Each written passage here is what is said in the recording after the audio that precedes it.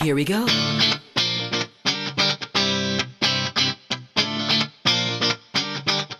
Let me lift you up. We'll go right to the top. Let the sun come up. Together we can fly. All our hearts collide. Stay here by my side. I say we jump, we fly, we reach out to the sky. And it goes on and on and on and on and on. And we go on and on and on and on. And it goes on and on and on and on and on. And we go on and on and on and on. We're gonna fly high, be alive. Yeah. We're gonna fly high, be alive. We're gonna fly high, be alive. Be alive, Cebu! Be alive, Cebu! Be alive, Cebu! We're gonna fly Be alive, Cebu! be alive. Be alive, Cebu! We're Be alive, Cebu! Be alive, Cebu! be alive. Be alive, Cebu! Be alive, Cebu!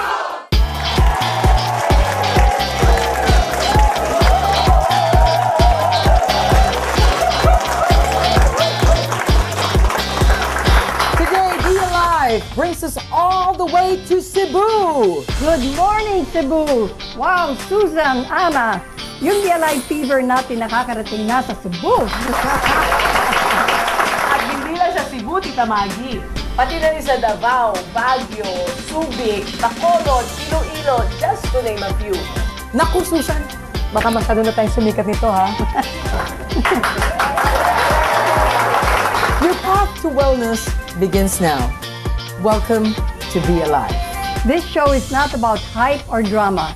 Our show is about real lives, lives that have been touched by God's healing gifts. And our show is about courage, strength, and perseverance, about health, hope, and recovery. Join us as we view the touching story of 2-year-old baby boy Gerald and his mother Glenn. The struggle of a mother and her baby born with cerebral palsy. My son Gerald dyan, nung pinanganak siya, sabi ng, hindi siya umiyak, so absence of cry. Tapos sabi ng doktor, he has cerebral palsy. Sobra po akong nalungkot nung time na yon nung pinanganak siya. Halos hindi ko matanggap na ganito ang naging kalagayan ni Gerald. Sabi ng mga doktor, rare daw po yung case ni Gerald. Kaya ang advice nila is regular check-up lang po para malaman namin kung anong dapat gawin, kung anong mga medication ang dapat ibigay sa kanya. Nagpunta kami dito kasi gusto po naming i-share yung magandang nangyari sa baby ko dahil sa Laminine. Yung nag-Laminine na po si Gerald, marami na pong mga development. So yung kamay niya na palaging naka-close, so open na po siya ngayon. Tapos unti-unti na pong bumabalik yung mga reflexes niya. Tapos na-notice ko po na palagi na siyang naka-smile. Tapos pag i-kiss mo siya, mag-smile siya palagi. Wish ko po na matuloy-tuloy yung pag-inom niya ng Laminine. Bilang isang ina, tuwang-tuwa po ako dahil na-discover ko po yung Laminine na may pag-asa pa pala si Gerald na gumaling. Kasi nakikita ko naman yung mga developments niya. Gusto ko pong iparating sa lahat na kung meron din kayong mga karamdaman na katulad ng baby ko, try nyo lang po yung Laminine kasi nafe-feel po namin yung magandang result. Tapos nakikita po namin. Sa sobrang pagmamahal ko po sa mga anak ko, lahat gagawin ko po para sa kanila. Bilang isang ina na nagkaroon ng anak na tulad ni Gerald na may bihirang karamdaman, syempre mahirap po para sa akin. Nahirapan po akong tanggapin yun nung una. Minsan po tinatanong ko po ang Diyos kung bakit binigyan niya ako ng ganitong pagsubok. Sabi nila binigyan daw ako ng Diyos ng ganitong pagsubok kasi daw mahal niya po ako. Angel po si Gerald sa buhay namin. Bilang isang ina na nagkaroon ng anak na tulad ni Gerald, siyempre mahirap po, naapektuhan din po yung health ko. Nagsasuffer po ako ng insomnia, depression, tapos fatigue, tapos Nagsasuffer din po ako ng back pain. Nung nakita ko na maganda naman po yung result ni Gerald sa Laminine, so nagtitake na po ako. Upon taking it the first night, I sleep soundly like a baby. Nawala po yung insomnia, fatigue at saka back pain ko po. Hindi ko na po nararamdaman. Yung back pains ko po, galing po yun sa pagbubuhat ng baby ko. Kasi syempre mabigat. Mabigat si Gerald. Lastly po, gusto ko pong iparating sa mga nanay na katulad ko na huwag lang pong sumuko kasi may pag-asa pa. Wow, Ana, masarap maging ina. Pero kasama dyan yung hirap.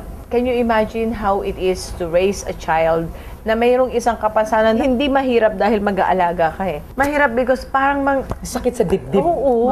Masakit. Diba? No, di ba? Tita Kaya Mari? napansin nyo nung si Glenn talagang umiiyak siya, no? Pero at the same time, habang umiiyak siya, sinasabi naman niya na yung anak niya ay isang anghel. At para bang gusto mo na ikaw yung may sakit noon eh. Ako na, Panginoon ko, ang nandun sa kanyang place, no? Yes, pero may maganda naman tayong balita. I received an email from Glenn, the mother, na sinasabi niya na yung anak daw niya gumagaling na rin. Kumbaga nagkakaroon ng signs of improvement, no? At pag-uusapan natin yan mamaya sa ating doctor's panel. Sa ating mga televiewers po, ito pong lahat po ng pinapakita namin sa inyo ay sana maging isang inspirasyon na kahit ano po ang problema natin sa buhay, maaring sa kalusugan o kaya sa ating kabuhayan, huwag po kayong mawawala ng pag-asa. Lagi niyo pong buksan ang inyong paningin, ang inyong pintuan, ang inyong puso. Please, keep your doors open dahil God will send you the answer. So sa lahat po na nanonood sa atin po, sana po magustuhan niyo po yung aming palabas. We will be right back with our panel of doctors to explain what cerebral palsy is all about.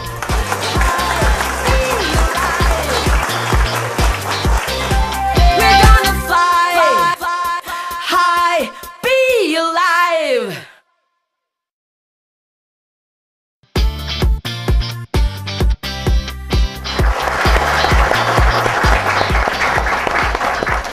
Welcome back, doctors. Dr. Austria, Dr. Fruto. Can you please give us a commentary on cerebral palsy? Ano po ba yung sakit na ito? Sa mga bata lang ba? Well, most of the time, cerebral palsy comes about during the process of birthing when naubusan ng oxygen during childbirth, and though this damages the brain of the child. In an adult, it's called probably stroke. No? But when during this time of birthing, na compromise yung blood supply ng baby during birth due to delivery, nadadamage yung brain niya. So, during sa panganganak. Yes. So bakit po nawawalan po ng oxygen yung brain ng bata? Naiipit po ba? Ano ba Yes, it's a complication of the delivery system. No? Sometimes the mother bleeds, mga ganon. Different reasons why. So then, does the child feel the symptom immediately after pagkapanganak? Normally, you would see that, nagkakaroon na kagad ng neurologic deficits. Kasi the brain, it only takes a few minutes to destroy the brain. Tama. The child is now recovering, no, from the cerebral palsy, meaning ang sabi po ng nanay is nagbubukas na daw yung kanyang kamay at nagbubukas na daw yung kanyang mata. And another po, yung bata ngayon pinapaliguan, nakakaramdam na rin ng sensation. So ibig sabihin po ba pag ang bata ay may cerebral palsy, wala pong pakiramdam yun? It all depends kung anong part ng brain ang na-damage. Ayun. Meron ho ba tayong study na yung life expectancy ng mga taong may cerebral palsy? You can have a damaged Brain? mentally retarded until they get old, no? So, hindi naman lifespan, but it's really more of the quality Of life. of that child. Yes. Kaya may pag-asa pa ba na makalakad yung bata? There's really no known Doctor, yes. cases on that. Pero as we see, because of the profoundness of Laminine, there's a possibility because of the presence of FGF and the glutamate and the glycine amino acid. What is the prognosis for the child? Before the advent of Laminine, talagang ang mga cerebral palsy, even in the United States, there's really no known cure. Although Laminine is not a cure or a treatment for any disease, but because it is a health mechanism that increases the health integrity of the body, especially because of the presence of the FGF. Kasi ang FGF po, what it does, it will take in place the missing link or yung yung nawawalang bahagi ng brain function, the genes, FGF will ask them, take the place of this neuron gene and perform its function. That's the most fascinating thing about Laminine. Yung FGF, it stands for Fibroblast Growth Factor. So, yung Laminine natin, it comes from the fertilized egg before it becomes a chick. So, the Laminine has all the amino acids, and then the Fibroblast Growth Factor will direct the amino acids to become different parts of the chick. So, imagine, especially pag, in any embryo, ang unang-unang dinidevelop brain. So, if the Fibroblast Growth Factor can direct the unborn chick to develop a whole chick, including its brain, its eyes, and everything.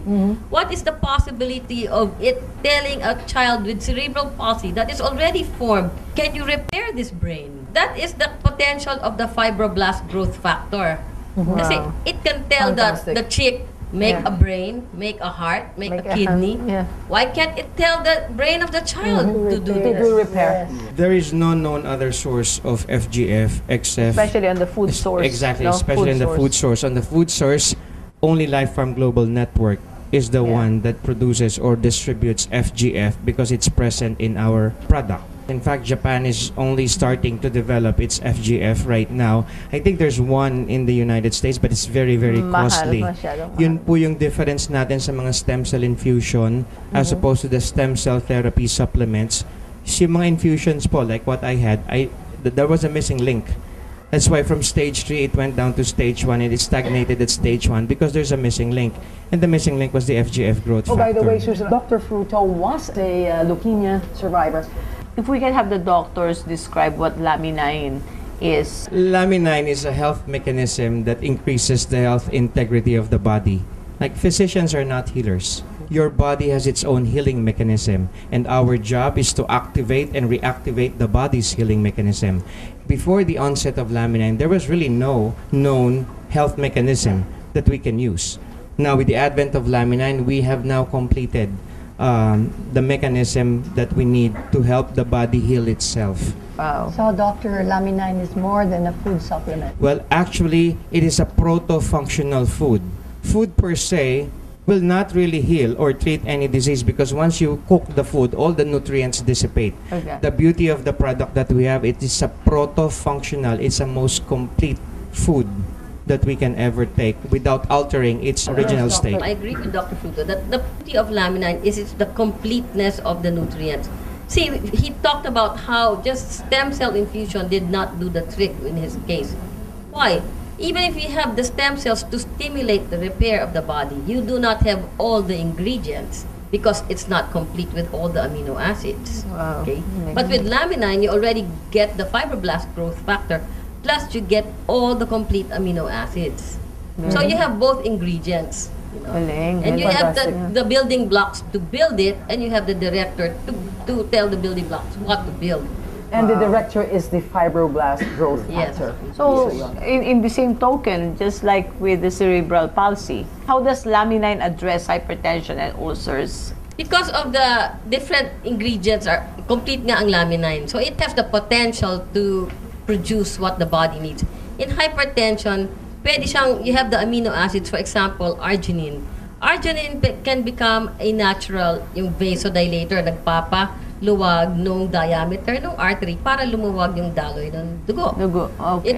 It also has the potential that it will make enzymes in your body which will make digestion better pagdating sa mga ulcers and stuff like that. It has the potential, aside from to make like, for example, N-acetylcysteine, which are natural detoxifiers of the body, which helps the body cleanse itself from yung mga causes ng aging, no?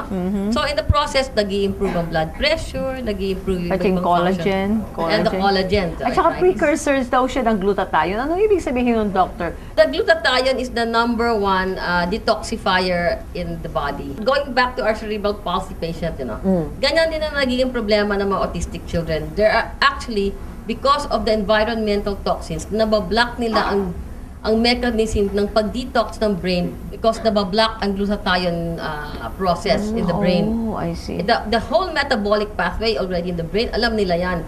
So if you have things that will clean up all those toxins in the brain, you can make the brain function better. Okay? That's one. Yan ang role ng glutathione. And then you can make the neurotransmitters work. Kasi yung amino acids, all the neurotransmitters are made up of amino acids. They are called peptides, you know? So you put the blocks together, gagawa ng peptide for the brain to communicate, the brain cells to communicate with each other. And I think it has a very good potential kasi I've seen cerebral palsy patients who improve just by giving them high-dose oxygen through hyperbaric oxygen. Yes. What else if you give them fibroblast growth factors and amino acids to repair the body? Kaya pati yung massive stroke recovery at saka yung sa Alzheimer, yung ulyanin. Ako, makakalimutin na ako noon. You know, yung asa yung susi ko, yung ganun ba? Tapos ngayon, naaalala ko na lahat. Kaya po yung mga may utang sa akin. We should encourage everybody to take Laminine on a daily basis. Kasi Alzheimer's most of the time is very hard to cure. Tama. You want to prevent it. So, uminom na kayo bago pa kayo ma-Alzheimer's. Kasi pag nag-start na yun, nag-start na yun, mahirap i-regress. Pero at least kung uminom kayo pag na-start, masuslow down nyo yung progression. Ang gusto ko kung uminom niya yung asawa natin para wag mo nilang makalimutan yung pinangako nilang pagmamahal sa atin.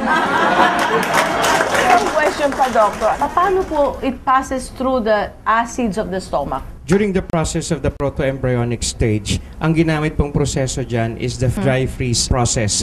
Ibig sabihin, the components, each mechanism of the product, yung pinaka-cell, nabalutan na yan ng protective covering. So kahit itimpla mo yan sa mainit na tubig, it's not gonna break down.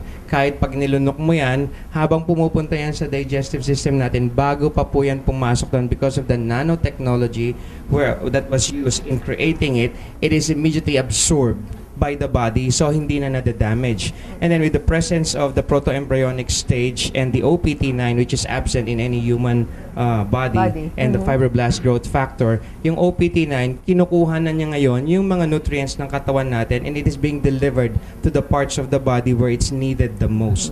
When we get back, we're gonna have a very special portion today wherein our audience gets to ask the doctors questions. This time po, ang audience naman po ang bida natin. We'll be right back. Be alive. We're gonna fly high, be alive.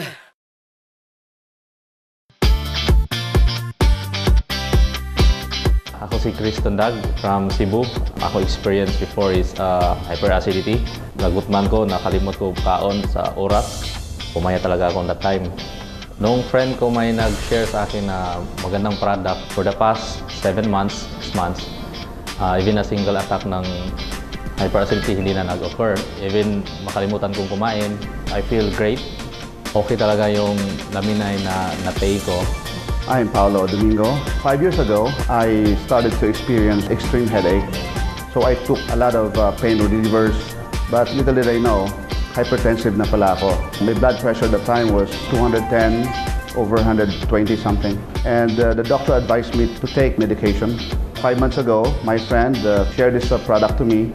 And then for almost 2 weeks, I noticed that I experienced no more pain up until now. My blood pressure got up to normal. We would like to introduce to you the president of Forever Rich Philippines Incorporated, Mr. Leon Katz, who's here to answer some questions from the audience, including our panel of doctors. What if the person has an allergy with an egg? Can they take Laminine? The answer is yes. Because of the presence of amino acid histidine, which produces antihistamine into the body, eventually it is going to be corrected. You take 1 capsule, let the allergic reaction come out, stop using Laminine for 5 days. Once the allergic reaction is out, drink it again. Let it come out because little by little as it comes out, paunti po ng paunti yung allergic reaction hanggang sa wala ng allergic reaction na lalabas sa katawan. Wow. We have another question. Sige, ma'am. Itatanong ko lang po, Doc, kung pwede po yung Laminine sa bata, lalo na po yung 4 years old, kahit po walang sakit. Yes, last year, December 15, the International Red Cross released a medical alert stating that a child upon birth contains 250 toxins found in the umbilical cord transferred from mother to child. And 126 of those toxins are brain toxins. So ibig sabihin, hindi pa pinapanganak yung bata, toxic na. So how can we help correct that problem? According to our great doctors in the United States, this has no contraindication. So pwede po itong inumin. Even a pregnant woman after the first trimester can start taking Laminine. So kung nasa tiyan pa ng nanay, pwede na mag-Laminine. How much more yung bata na bagong panganak, kailangan ma-detoxify kagad natin. So pwede po siya. We always start with half a capsule or 1 capsule depending on the severity of the health issue. Doc, yung kasama namin sa church, siya sa breast cancer, stage 4, and can you give her Laminine and how many capsule? Actually, walang problema magbigay ng Laminine. Original studies of Laminine was made for cancer patients, no? And it will help them recover kasi nga yung Laminine can help give you more energy, ingredients for repair, can help you for detox, can boost your immune system para mas malabanan mo yung cancer. So there is no problem giving Laminine, higher dosage po pag cancer patients. Ako po si Baby Santos. Caregiver po ako. Breast cancer patient siya. Ang findings na bago is bone cancer na rin, both 4th stage. And then very acidic siya, kaya very delicate yung pagtitake niya ng kahit anong food, nagiging acidic. And then yesterday we've been to hospital. The new findings is edema, manas na. How do we treat them and paano i-explain and ilan ipapainom ko sa kanya? If it's under the care of a medical professional, we have to get the approval of the doctor first because there's a managing physician. We cannot overrule. Now, if the patient is outpatient, I would highly recommend that the patient undergoes cleansing and detoxification or do a reverse acidosis by administering or recommending 15 capsules of Laminine taken out of the capsule, eat it like it's a polvoron or a nilagang itlog, and then within a period of 2 hours, drink 30 glasses of water. And then after that, you give the dosage depending on the stage of the cancer. If it's stage 1, I always recommend 222. If it's stage 2, I always recommend 333. Stage 3, 444. Stage 4, mega dosage, 555. I received a phone call 2 days ago from Australia, yung aking tita na matagal na hong may sakit yung kanyang asawa. And the doctors in Australia have recommended Laminine as a food supplement. Now, they want to know, Mr. Katz, where they can get Laminine in Australia.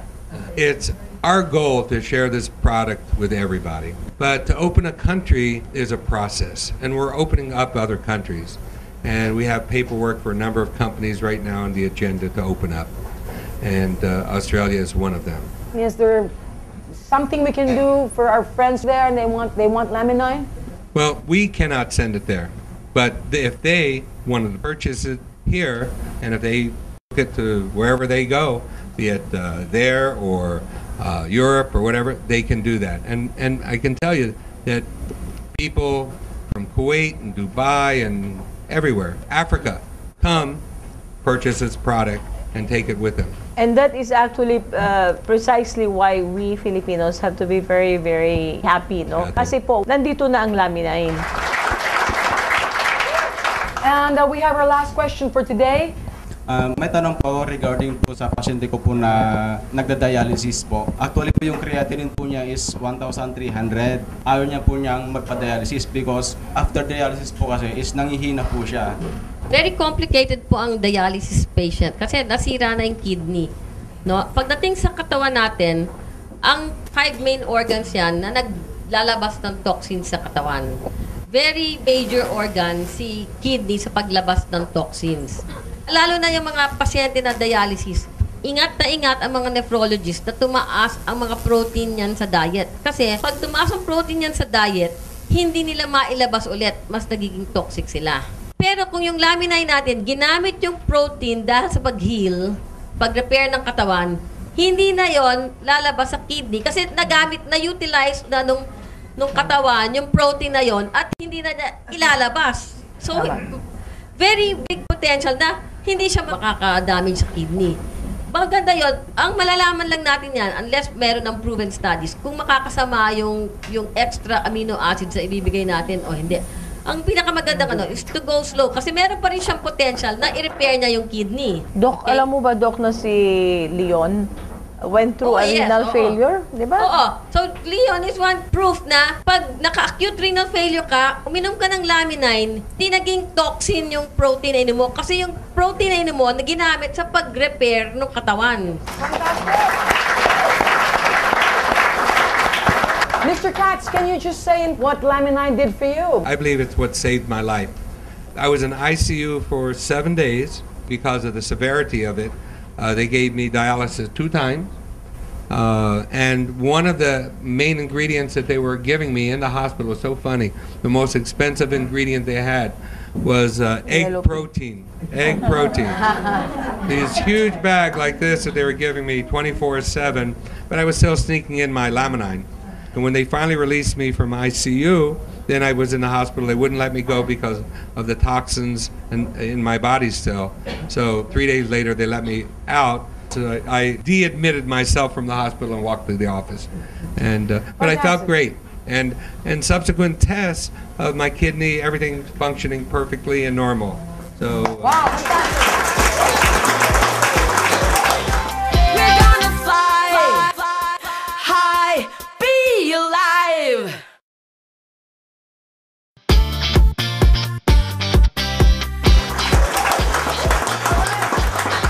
We want to thank Dr. Lito Fruto and Dr. Rosario Austria. Thank you. Fly high! Be Alive would like to thank the following: